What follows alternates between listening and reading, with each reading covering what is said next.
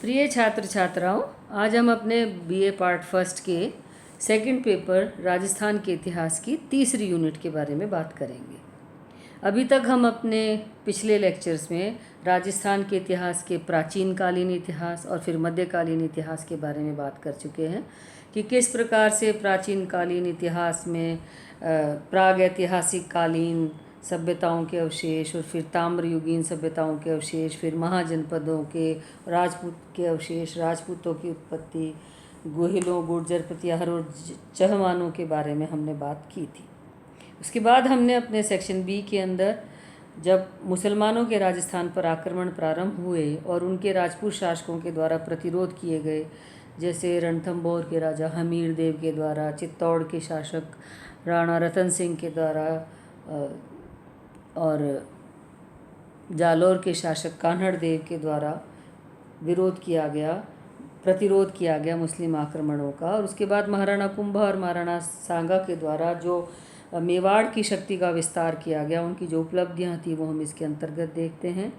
फिर हमने देखा कि कैसे अकबर के सामने महाराणा प्रताप और राव चंद्रसेन ने अपनी स्वतंत्रता के लिए संघर्ष किया।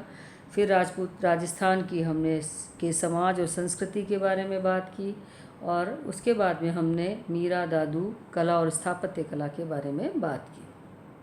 आधुनिक राजस्थान की शुरुआत होती है मराठा आक्रमणों के साथ में। बाजीराव प्रथम के समय में मराठों की शक्ति का विस्तार हुआ और मराठा शक्ति केंद्र तक पहुंच गई। बाजीराव प्रथम के समय में केंद्रीय मुगल शासकों के साथ ये समझौता हुआ कि मराठे मुगल शासन की सुरक्षा करेंगे, उनको आंतरिक और बाहरी विद्रोहों व आक्रमणों से उनकी सुरक्षा का काम करेंगे, जिसके एवज में संपूर्ण उत्तर भारत से चौथ एवं सरदेशमुखी वसूल करने का अधिकार मराठों को प्रदान कर दिया गया। चूँकि मराठा प्रांत पठारी इलाका था, वहाँ बहुत ज़्यादा खेती नहीं होती थी, इसलिए उनकी कृषि योग्य आय बहुत कम थी। इसी कारण मराठे चौथ और सरदेशमुखी के ऊपर ज़्यादा डिपेंड करते थे। इसके अतिरिक्त मराठे निरंतर आक्रमण करते रहते थे और आक्रमणों के माध्यम से जो आय होती थी उसके द्वारा वे अपना शासन और अपना साम्राज्य चलाते थे। तो मराठों ने राजस्थान से चौथ और सरदेशमुखी वसूल करने का कार्य किया और उस दौरान राजपूताना के कई राज्यों में उत्तराधिकार को लेकर के संघर्ष चल रहा था। जैसे कोटा में उत्तराधिकार को लेकर संघर्ष चल रहा था, जयपुर के अंदर उत्तराधिकार को लेकर संघर्ष चल रहा था, बूंदी में उत्तराधिकार को लेकर संघर्ष चल रहा था। इन संघर्षों में मराठों ने हस्तक्षेप करना प्रारंभ किया और किसी भी एक तरफ से लड़कर पैसा वसूल करना प्रारंभ किया, युद्ध की क्षतिपूर्ति लेनी प्रारंभ की। इस प्रकार मराठों के बढ़ते हुए आक्रमण के कारण राजपूत शासक परेशान होने लगे और वे अब मराठों से मुक्ति का उपाय ढूंढने लगे। इसी समय भारतीय परिदृश्य में अंग्रेजों ने धीरे धीरे अपनी शक्ति को विस्तृत करना प्रारंभ किया और 2 आंग्ल मराठा युद्धों के माध्यम से अंग्रेजों के द्वारा मराठा शक्ति को आघात पहुंचाया गया। इसी समय ईस्ट इंडिया कंपनी में गवर्नर जनरल के रूप में लॉर्ड वेलेस्ली भारत आया और लॉर्ड वेलेस्ली अपने साथ में सहायक संधि लेकर के आया। इस सहायक संधि का तात्पर्य ये था कि वे सभी देशी रियासतें जो अपनी सुरक्षा स्वयं नहीं कर सकती हैं, वे अंग्रेज़ों की अधीनता को स्वीकार कर लें, अंग्रेज़ों के साथ में सहायक संधि स्वीकार कर लें।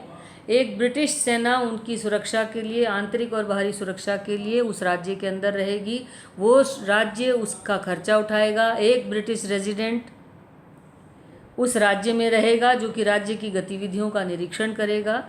तो इस प्रकार से लॉर्ड वेलेस्ली की सहायक संधि के अंदर इन राजपूत राज्यों को अपनी मुक्ति का उपाय लगा और मराठों से मुक्त होने के लिए उन्होंने अंग्रेज़ों से सहायक संधि करनी प्रारंभ कर दी। कोटा ने, बूंदी ने, जयपुर ने, बीकानेर ने, जोधपुर ने, सभी ने, उदयपुर ने, एक एक करके राजपूताना के प्रमुख राज्यों ने ब्रिटिश प्रभुसत्ता को स्वीकार कर लिया और उनके साथ में सहायक संधि कर ली, जिसका परिणाम ये निकला कि अब इन राजपूत राज्यों के परस्पर संघर्ष बंद हो गए, क्योंकि इस सहायक संधि का एक शर्त यह भी थी कि अब अगर इन्हें किसी से युद्ध करना है, किसी से संधि करनी है, तो वह अंग्रेज़ों की देखरेख के बिना, अंग्रेज़ों की अनुमति के बिना संभव नहीं है।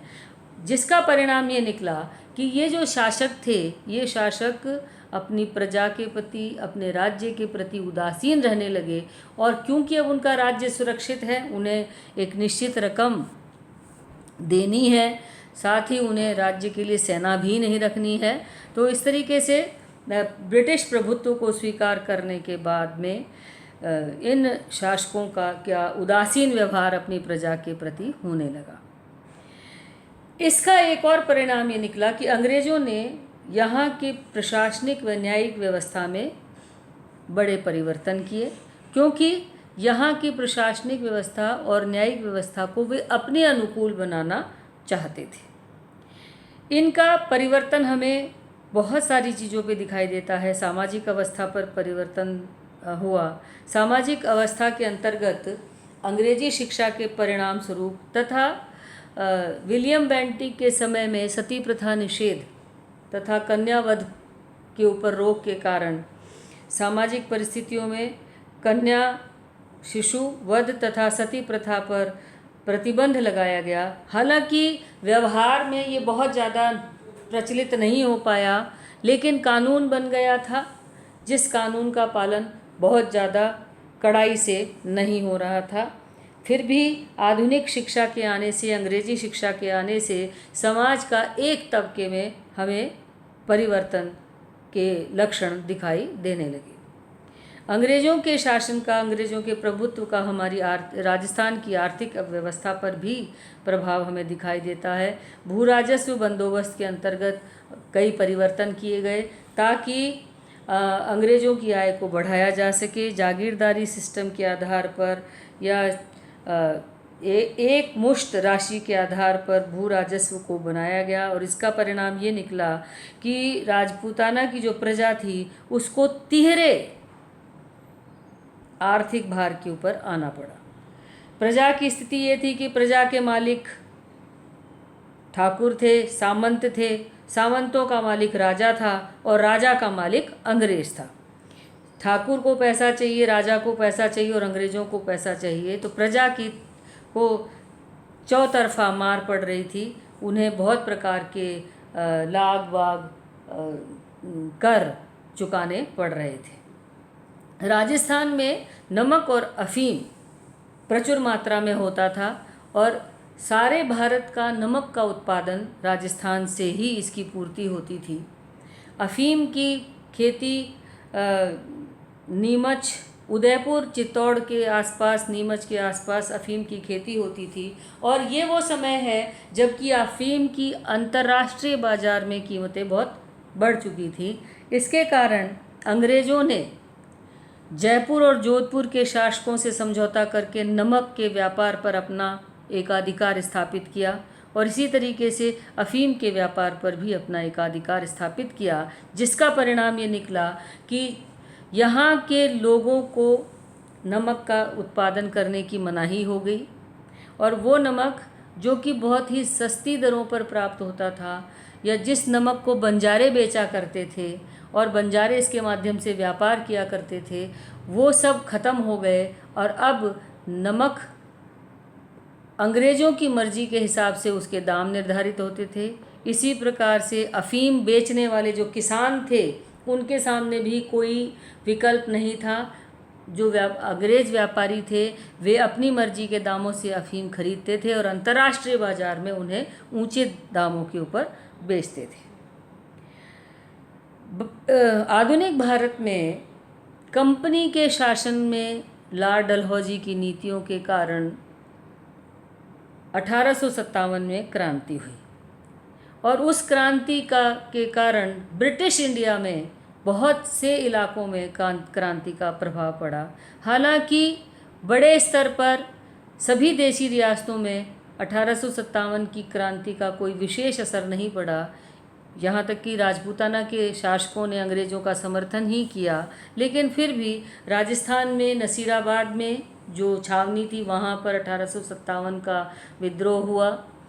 आहुआ के ठाकुर ने भी आहुआ के ठाकुर कुशाल सिंह ने भी अंग्रेज़ों के खिलाफ आंदोलन किया 1857 की क्रांति में। तो राजपूताना में भी 1857 की क्रांति के कुछ छींटे, कुछ असर हमें दिखाई देते हैं, जो कि हम इस टॉपिक के अंतर्गत पढ़ते हैं। राजस्थान में सामाजिक परिवर्तन की लहर के रूप में हम आर्य समाज आंदोलन को देखते हैं।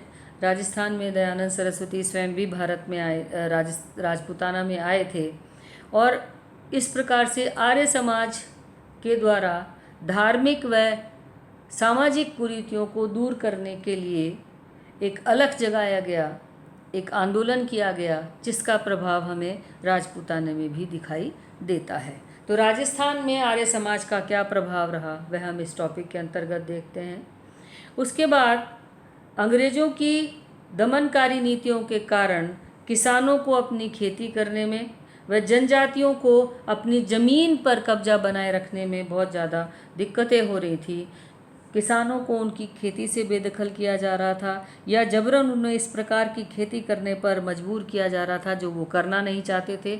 जनजातियों को उनके जंगल से, उनके वन से, उनकी ज़मीन से वंचित किया जा रहा था, जिसके कारण राजस्थान में कृषक आंदोलन हुए, जिसमें बिजोलिया का सत्याग्रह सबसे प्रसिद्ध रहा, जो विजय सिंह पथिक के नेतृत्व में प्रारंभ हुआ था, और उसके बाद अर्जुन लाल सेठी, जमुना लाल बजाज जैसे लोगों के हस्तक्षेप के कारण बिजोलिया की समस्या का समाधान किया गया। सीकर में भी किसानों का आंदोलन हुआ, बीकानेर में भी आंदोलन हुआ। तो कृषकों के कई सारे आंदोलन हुए, जिसमें कृषकों की समस्या का समाधान करने के लिए प्रयास किए गए। इसी प्रकार से जनजातीय लोगों के द्वारा भी, जिसमें गुरु गोविंद गिरी के नेतृत्व में जनजातीय लोगों ने अंग्रेज़ों की दमनकारी नीतियों के खिलाफ आंदोलन किया, और मानगढ़ की पहाड़ियों पर जो कहते हैं कि एक नरसंहार हुआ था, जिसके कारण गोविंद गिरी को गिरफ्तार कर लिया गया और जनजातीय आंदोलन को या विद्रोह को दमन करने का प्रयास किया गया, और उसके परिणाम स्वरूप अंग्रेज़ों ने एक मेवाड़ भील कोर सेना की भी स्थापना की गई, ताकि भविष्य में राजपूताना के अंदर दोबारा जनजातीय आंदोलन नहीं हो। अब तक राजस्थान में काफ़ी जागृति आ गई थी। राजस्थान के बहुत सारे लोग प्रवासी जो कि ब्रिटिश भारत में थे, उन लोगों ने ब्रिटिश इंडिया के अंदर, ब्रिटिश भारत के अंदर राजनीतिक जागृति को देखा था, स्वतंत्रता आंदोलन के लिए संघर्ष को देखा था। उन लोगों ने राजपूताना में, क्योंकि 1928 से पहले तक कांग्रेस की नीति यह थी कि वे देशी रियासतों के अंदर किसी भी प्रकार का हस्तक्षेप करने से मना कर रहे थे। उनका ये मानना था कि राजपूताना के अंदर सिर्फ रचनात्मक कार्यों को चलाया जाए, यहाँ पर जन जागृति की जाए, कुरीतियों के खिलाफ, जो कुप्रथाएं हैं उनके खिलाफ, जो सामाजिक बुराइयां हैं उनके खिलाफ समाज को जागृत किया जाए। लेकिन राजपूताना की राजनीतिक परिस्थितियों में किसी भी प्रकार का हस्तक्षेप कांग्रेस व महात्मा गांधी नहीं करना चाहते थे। लेकिन 1928 की हरिपुरा कांग्रेस में बढ़ते हुए दबाव के बाद पहली बार महात्मा गांधी ने राजपूताना की स्थिति के ऊपर भी सोचने के ऊपर विचार किया, और इस प्रकार इन लोगों के द्वारा, जो राजस्थान के निवासी थे और ब्रिटिश इंडिया के प्रवासी थे, उन्होंने, जिन्होंने ब्रिटिश इंडिया के अंदर आधुनिक शिक्षा प्राप्त की थी, उनके प्रयासों से राजस्थान के अंदर प्रत्येक रियासत में प्रजामंडलों का गठन किया गया, और जिन्होंने अपने अपने राज्यों में स्वतंत्रता संग्राम को प्रारंभ किया। जयपुर प्रजामंडल, जोधपुर प्रजामंडल, बीकानेर प्रजामंडल, कई सारे कोटा प्रजामंडल, भीलवाड़ा प्रजामंडल, उदयपुर प्रजामंडल, इन प्रजामंडलों में माणिक्यलाल वर्मा, जयनारायण व्यास, हीरालाल शास्त्री, हरिभाऊ उपाध्याय, जमुना लाल बजाज, अर्जुन लाल सेठी जैसे लोगों के प्रयासों से ये प्रजामंडल गठित हुए, और इनके द्वारा राजस्थान के अंदर, राजपूताना के अंदर जागृति के प्रयास प्रारंभ किए गए। और जब भारत स्वतंत्र हुआ 1947 में, उसके बाद राजपूताना में भी रियासतों के समापन व स्वतंत्रता संघर्ष के लिए प्रयास प्रारंभ हुए। 1947 में भारत तो आज़ाद हुआ, लेकिन राजपूताना के अंदर शासकों का समापन नहीं हुआ। यहाँ राज्य अभी भी थे, राज्य अभी भी थे। ऐसे में जब अंग्रेज़ों ने भारत का विभाजन कर दिया हिंदुस्तान और पाकिस्तान में, तथा देशी रियासतों को भी स्वतंत्र कर दिया, और उन्हें यह कहा गया कि वे चाहे तो पाकिस्तान में मिल जाएं, चाहे तो भारत में मिल जाएं, और चाहे तो स्वतंत्र रह सकते हैं। इन परिस्थितियों में बड़ी विकटता उत्पन्न हो गई थी, क्योंकि कोई पाकिस्तान में मिलना चाहता था जहाँ की बहुसंख्य जनता हिंदू थी, या कोई शासक स्वतंत्र रहना चाहता था। अगर यह स्थिति बनी रहती तो भारत के कम से कम 500-600 टुकड़े हो जाते। ऐसे में लौह पुरुष सरदार वल्लभ भाई पटेल, जो कि अंतरिम सरकार के गृह मंत्री थे, उनके प्रयासों से राजस्थान की समस्त रियासतों के अंदर समझाइश के माध्यम से, प्रजामंडलों के माध्यम से इन रियासतों के विभिन्न गुट बनाए गए, और धीरे धीरे इन रियासतों का एकीकरण किया गया, और फिर एक नए राज्य का जन्म हुआ। राजपूताना के स्थान पर राजस्थान राज्य का निर्माण हुआ। तो राजस्थान के एकीकरण की जो विभिन्न चरण हैं, उन सब को हम इसके अंतर्गत देखते हैं। इस प्रकार हमने अपने दोनों जो पेपर हैं, उनके सिलेबस को इस प्रकार से डिस्कस किया है, ताकि जब हम अपने एक एक टॉपिक को पढ़ना शुरू करेंगे, क्योंकि हम लोग फेस टू फेस नहीं मिल पा रहे हैं, आप लोग क्लासरूम में नहीं आ पा रहे हैं, तो जो आमने सामने बैठ कर के समस्याओं और जिज्ञासाओं को ख़त्म किया जा सकता है, उनको इस माध्यम से दूर करने का मैं प्रयास करूँगी कि अपने इस सिलेबस को कि एक्सप्लेनेशन के माध्यम से जब हम एक एक टॉपिक को अलग से करना प्रारंभ करेंगे, तो आपको उसे समझने में ज़्यादा परेशानी ना हो।